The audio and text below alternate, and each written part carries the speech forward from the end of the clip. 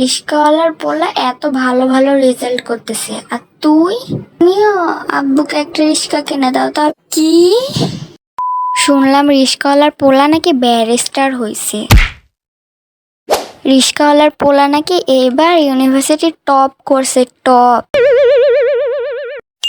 এই যে রিস্কাওয়ালার পোলা এত ভালো ভালো রেজাল্ট করতেছে, আর তুই কি করছিস বাসায় বসে?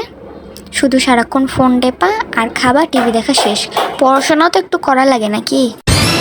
তাহলে একটা কাজ করো, তুমিও আব্বুকে একটা রিস্কা কিনে দাও, তাহলে আমিও ভালো রেজাল্ট করতে পারবো।